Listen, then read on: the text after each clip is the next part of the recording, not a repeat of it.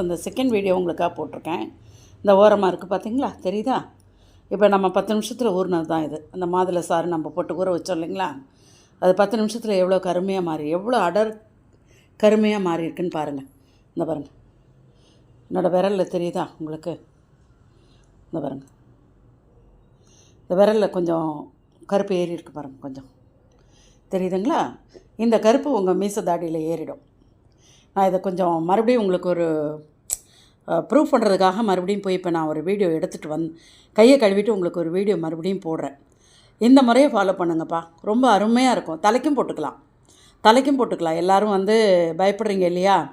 எங்களுக்கு இந்த இது கூட கொஞ்சம் ஒரு ஸ்பூன் கிராம்பு பவுடர் போட்டுக்கிட்டிங்கன்னா இன்னும் ரொம்ப நல்லாயிருக்கும். நான் அந்த கிராம்பு பவுடரையும் உங்களுக்கு போட்டு இன்னொரு வீடியோ நான் போட்டு காட்டுறேன் உங்களுக்கு, சரிங்களா?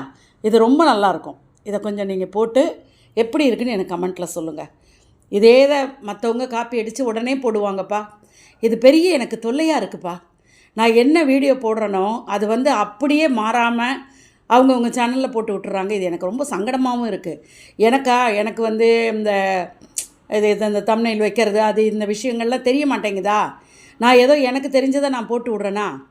ஆனால் நம்ம பிஸ்னஸில் நான் பிஸியாக தான்ப்பா இருக்கேன். நம்ம ஹேர் ஆயிலு, நம்ம டை பவுட்ரு, நம்ம ஹெர்பல் சீக்கா பவுட்ரு எல்லாமே ரொம்ப கவனமாக என் பிள்ளைகளுக்காக நான் எப்படி செய்கிறேனோ அதே மாதிரி தான் நான் செஞ்சிட்ருக்கேன். அதனால் என்னோட எல்லா ப்ராடக்ட்டுமே கிராஜுவலாக எனக்கு மூவ் ஆகிட்டு தான் இருக்குது. எனக்கு பெரிய ஆசையெல்லாம் கிடையாதுப்பா. நம்மளை நம்பி வரவங்களுக்கு நாம் நல்லதை சொல்லிக் கொடுக்கணும். அதை தான் நான் எதிர்பார்க்குறேன்.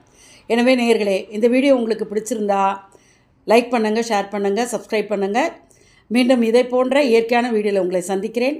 நன்றி, வணக்கம்.